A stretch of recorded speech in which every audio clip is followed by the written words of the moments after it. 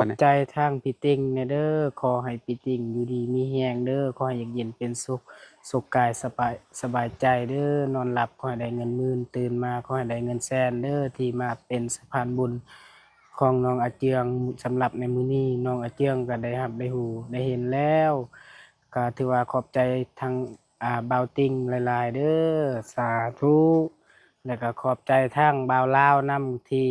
อ่ามาบอก ในตอนนี้ถือว่าข่าวดีโดยข่าวดีแล้วก็ถือว่า FC เบิดสุกคนแล้วก็ทีมงานของบ่าวลาวขอให้อยู่ดีมีแรงขอให้ไปทางใดมาทางใดก็ขอให้มีแต่ความปลอด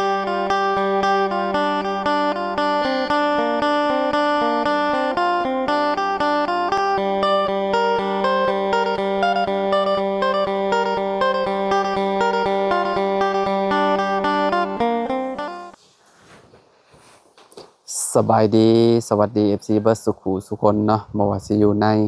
และก็ต่างประเทศเด้อพี่น้องเด้อเนาะมาพบมาพอกันกับเฮาคือเก่าคือเดิมพี่น้องเนาะเพิ่มเติมคือมื้อนี้เฮาก็เข้ามาหาทางอาเจืองพี่น้องเนาะก็สิเข้ามาเนาะบอกเขาวดีเพิ่นพี่น้องเนาะพอดีว่ามีพี่ติ๊กเนาะเพิ่นก็อยู่จังหวัดบึงกาฬพี่น้องเนาะเพิ่นฝากเงินมาให้อาเจืองเนาะ ให้อาเจืองนี่2ล้านพี่น้องเนาะเพราะว่าสิมี3คนเนาะโชคดีพี่น้องมื้อนี้นะเนาะก็ถ้ารุ่น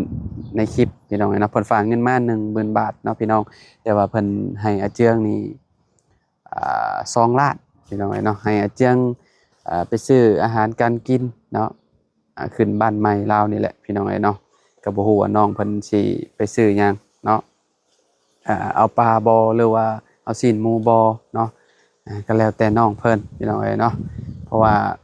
อีกบ่กี่มื้อเนาะสิขึ้นบ้านใหม่อาเจืองแล้วเนาะแล้วก็ทางพี่เพิ่นนี่ให้ซื้อข้าวเนาะ1กระสอบอาเจืองนํพี่น้องเนาะอ่าก็พอดีแหละเนาะถึกจังหวะขึ้นเฮือนใหม่ลาวพอดีเนาะข้าว1กระสอบนี่ก็โอ้50 โลแล้วเนาะกินได้โอ้คนมาที่ว่ามาขึ้นเทือนกันชาติอาเจืองนี่คือสิบ่หลายปานใดเนาะคิดว่าน่าสิเพียงพอข้าว1กระสอบเนาะพี่น้องบ่ฮู้ว่าอาเจืองเพิ่นสิไปเนาะไปบอกคนมาขึ้นเทือนเพิ่นซำใดหันน่ะเฮาก็ยังบ่ฮู้เพราะว่าน้องเพิ่นกังวลเรื่องขึ้นบ้านใหม่นี่แหละพี่น้องบ่มีเงินมีคำซื้ออาหารการกินให้ชาวบ้านเนาะที่ว่ามาร่วมในงานนี่นะพี่น้องแต่ว่ามื้อนี้เฮามีข่าวดีมาแล้วพี่น้องเนาะก่อนอื่นก็ต้องขอขอบคุณเด้อทางพี่ติงหลายๆเด้อเนาะที่ให้ผมเป็นสะพานบุญให้เนาะก็ขอให้อยู่ดีมีแรงความเจ็บบ่ให้ได้ความไข้บ่ให้มี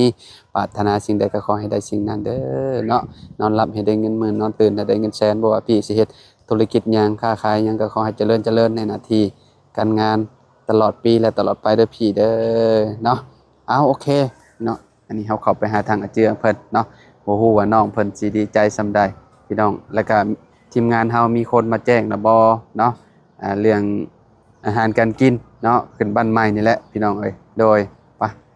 น้องเพิ่นกำลังขุดอ่าหม่องวางท่อน้ำประปาอยู่พี่น้องขุดคลองอยู่ไป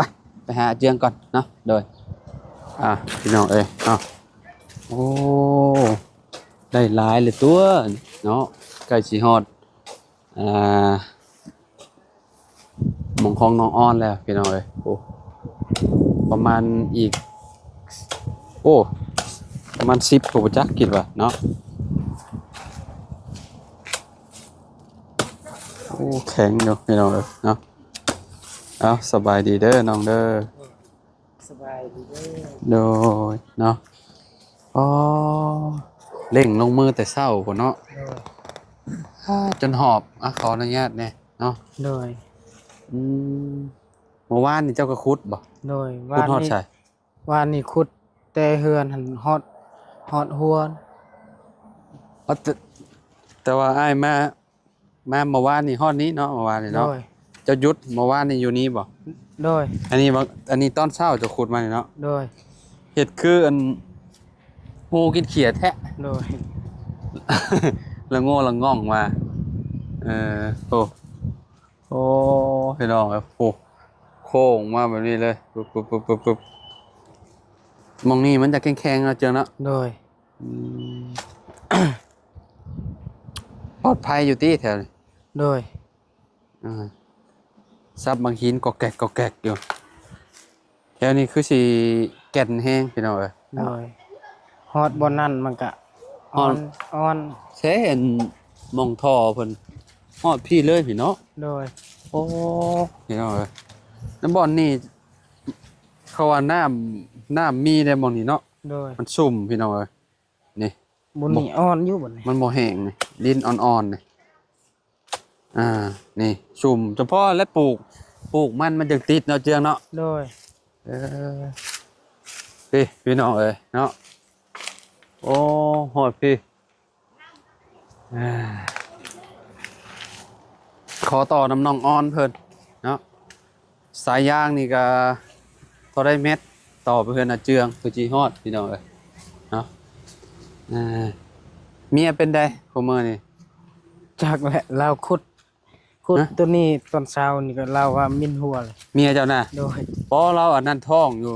จะให้เพิ่มเฮ็ดเวียกหนักเด้ โดย จักเดือนเลย จากแหละ พอมาเฮ็ดเวียกนะขุดโจกขุดหยังนี่อันตรายเด้ โดย มีโอกาสแทงได้เด้เด็กน้อยยังโบ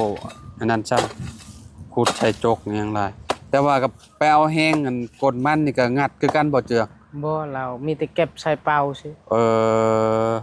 แล้วว่าไปงัดไปหยังน้ำกระเจ้าโย งัดเขางัดแต่ตอนแรกแล้วเขางัดเรามีแต่เก็บเอาไปใส่เป่าแล้วก็ พอเมียเจ้าเก็บอย่างเดียวว่า โดย เออ มีแต่ผู้ชายและแบก อื ขึ้นรถ มเก็บใส่กระเป๋าให้กระเจ้าแล้วก็ผู้ชายแบกเอาเนาะ โดย อ๋อพี่น้องแข็งดินหม่องนี้มันจากอันนั้นมันแห้งแหละเนาะแต่ว่าไปฮอดหม่องนี้น่ะสิอ่อนอยู่พี่น้อง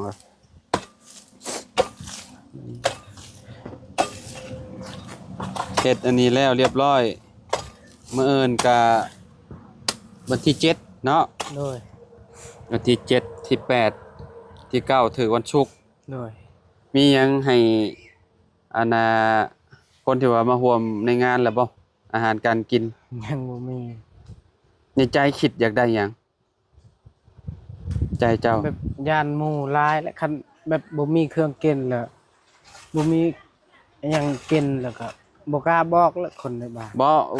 บ่ในใจเจ้าดิเจ้าอยากได้หยังเป็นอาหารการกินแบบเอามาให้คนกินนี่ ได้ ในเฮือนเจ้านี่ ได้ปลาและมัน อยากได้ปลา โดย โอ้ปลานี่เอามาเฮ็ดแบบใดกินน้อง เฮ็ดลาบ ลาบ โดย กับหยัง ซองมาแล้วก็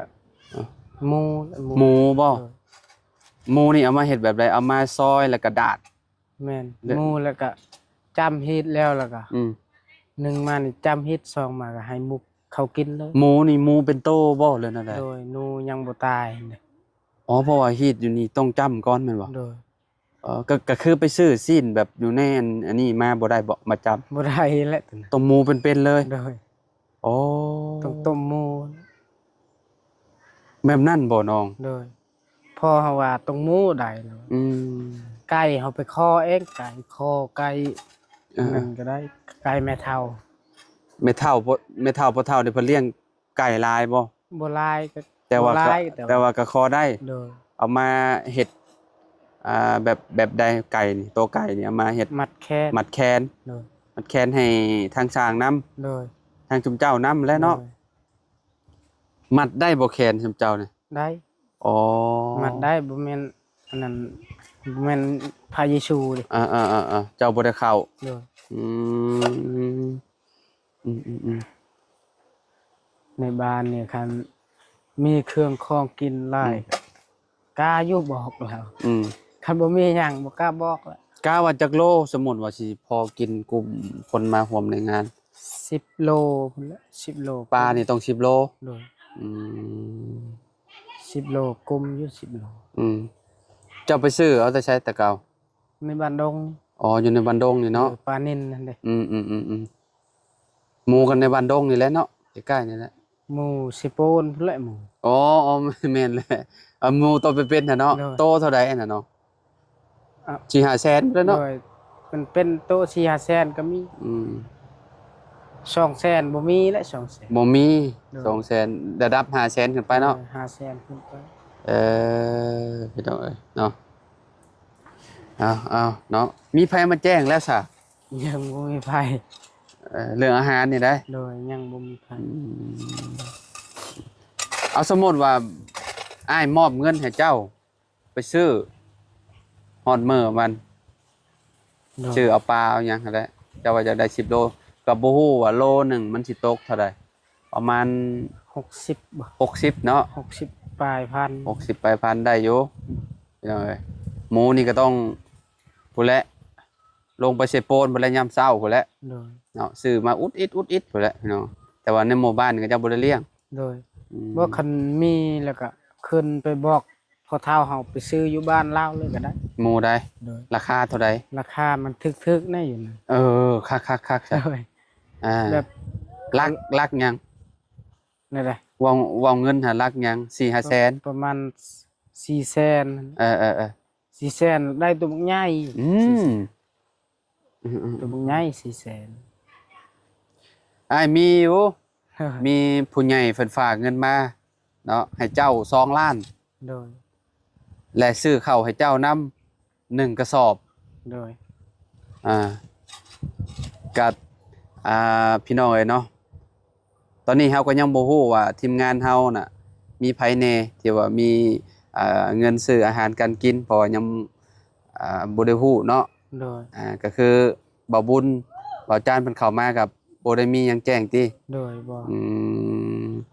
มีเงินอยู่2ล้านพอดีว่ามีพีติ้งเนาะ โดย อยู่ฝั่งไทย โดย ทางจังหวัดบึงกาฬนั่นแหละพี่น้องเอ้ยเพิ่นฝากเงินมาเนาะว่าอยากให้เงินอาเจือง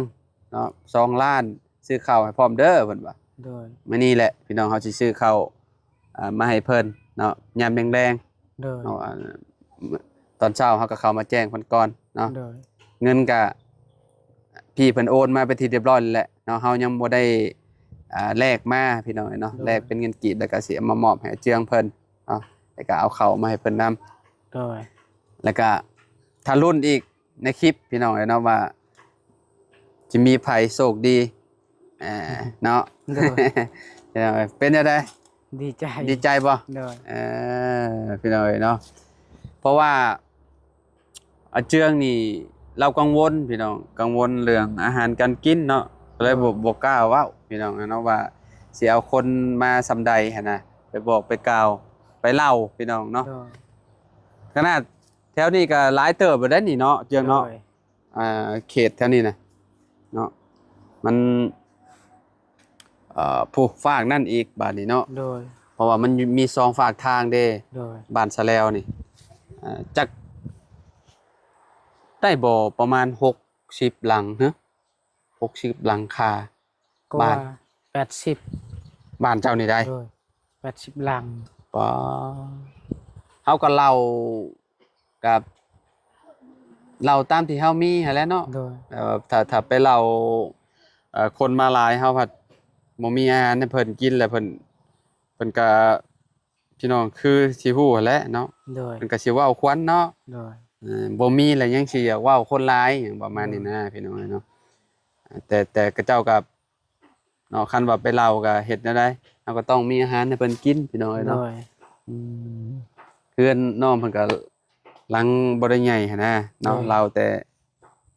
นี่แหละเขตแถวนี้เนาะพี่น้องนั่นแหละเนาะ โดย เพื่อนใกล้เคียงนั่นแหละจังเนาะ โดย อืมมีหมูพร้อมเนาะเนาะพี่น้องเอ้ย4-5แสนเขตนี้เฮาก็ยังบ่เคยเห็นว่าหมูโต4-5แสนใหญ่ปานใดหั่นน่ะเจ้าก็เอาโตสิใหญ่ๆก็ได้ โดย เนาะ 400,000ประมาณสมัย หึ 400,000 500,000 สำไม้ใช่ ได้ไม้มักมี ต้นมงมีครับบ่ โดย โอ้ต้นมีนั่นใหญ่อยู่เด้นี่เนาะ โดย อืม 4-500,000สำนั้นแหละ อืม คันอยู่บ้านพ่อเฒ่าเฮาเด้ในสิโปนโอ้ยฮอด เชโปน 7-8แสน เชโปนเขาว่าเดี๋ยวเป็นล้านหัวจักอันน่ะ โดยเป็นล้าน โตสำต้นบางมีน่ะ โดย มันเจ้าขายอยู่ในเมืองเด้คะแนนในบ้านนอกบ้านนาเฮาก็ โดย นั่นเจ้าก็มีแต่ ไปปรึกษากันแล้วแหละ โดย เนาะเงินมีแล้วเงินน่ะอ่าเวลาเบาเสียงเข้ามาก็เจ้าก็บอกไปว่าทางข่อยมีมาแล้ว2ล้านให้ข่อยซื้อกระสอบไอ้ข้าวให้1กระสอบเด้อ โดย อืมก็เพราะว่าเนาะพี่น้องอาหารการกินนี่ก็สำคัญเด้เนาะเวลาเฮาขึ้นเทือนใหม่เนาะน้ำในพี่น้องเอ้ยน้ำแพ็คนี่แหละเนาะเป็นแพ็คเป็นหยังนี่แหละเวลาเพิ่นมากินอาหารเนาะจะต้องกินน้ำอนามัยเนาะเจ้ามีเบอร์ผู้เฒ่าเจ้าอยู่บ่ซะเจ้า บ่มี เห็นแนวใดซุมเจ้าติดต่อกัน มีแต่ไปขึ้นบอกละ มีแต่ขึ้นไปบ้านพุ่น โดย เออจะสิไปเมื่อใดมันเวลามัน วันที่ บ่ได้อันนั้นได้บ่ได้ท่าได้มื้อนี้วันที่เท่าใดแล้ว ที่7บ่ อืมแม่นติ ที่ วัน หก ที่6มื้อนี้นะ ที่6มื้ออื่นแหละครับไป ฮะเจะต้องไปมื้ออื่นแล้วสันนำจะไป โดย เพราะว่าวันที่7ที่8ที่9หายังอีก2มื้อหนึง โดย มื้ออื่นเจ้าเดินทาง โดย เดินทาง เพราะว่าบ่แรงข่อยน่ะสิเอาเงินมาให้เจ้า โดย เอาเงินมาให้เจ้าเด้อ โดย เดี๋ยวเอาไปกดเงินมาก่อนเดี๋ยวสิเอามาให้แล้วก็สิอันน่ะเข้าวมาให้เจ้าพร้อม โดย เนาะซื้อข้าวมาให้แล้วก็ปลาแดกเป็งนัวหั่นแหละ โดย เนาะปลาแดกเป็งนัวนี่ต้องเอาถุงใหญ่เนาะเผื่อไว้แล้วเนาะ โดย ถุงใหญ่เพราะว่าเวลาเฮาเฮ็ดเอาอาหารเนาะ โดย เอาเกลือนำเนาะ โดย เกลือเป็งนัวปลาแดกเนาะ โดย พี่น้องเอ้ยปลาแดกนี่ก็เอาจัก2ขวดก็ได้พี่น้องเอ้ยเนาะเพราะว่าเอามาเฮ็ดอาหารพร้อมหั่นน่ะ โดย เนาะอืมโอเคพี่น้องก็สิประมาณนี้เนาะ โดย ก็มีแต่ฝากให้น้องอาเจืองเนาะ โดย ขอบคุณทางพี่ติ้งเด้อเนาะ โดย เพิ่นเป็นคนจังหวัดบึงกาฬพุ่นล่ะเนาะ โดย พี่น้องโดยขอบ ข คุณ อบ เพิ่นนะ ใจทางพี่ติงเด้อขอให้พี่ติงอยู่ดีมีแฮงเด้อขอให้เย็นเป็นสุขกายสบายใจเด้อนอนหลับขอให้ได้เงินหมื่นตื่นมาขอให้ได้เงินแสนเด้อที่มาเป็นสะพานบุญของน้องอาเจืองสำหรับในมื้อนี้น้องอาเจืองก็ได้รับได้หูได้เห็นแล้วก็ถือว่าขอบใจทางบ่าวติงหลายๆเด้อสาธุแล้วก็ขอบใจทางบ่าวลาวนํที่มาบอกในตอนนี้ถือ ข่าว ว่า ดี โดยข่าวดีแล้วก็ถือว่า FC เบิดทุกคนแล้วก็ทีมงานของบ่าวลาวขอให้อยู่ดีมีแรงขอให้ไปทางใดมาทางใดก็ขอให้มีแต่ความปลอดภัยเด้อสาธุ โดยโดย มีแต่โชคมีแต่ลาภเนาะ โดย ปีใหม่พี่น้องเอ้ยเนาะปีใหม่ฟ้าใหม่เนาะ โดย อาเจืองก็พอดีเลยถือขึ้นวันที่9 โดย เนาะวันที่9เดือน1เนาะปี2026บ้านหลังใหม่อาเจืองพี่น้องเอ้ยเนาะ โดย กับก้าวไปเรื่อยๆบัดนี้เนาะเจียงเนาะ โดย เลข9เลขสวยเลยพี่น้องเอ้ยเนาะ โดย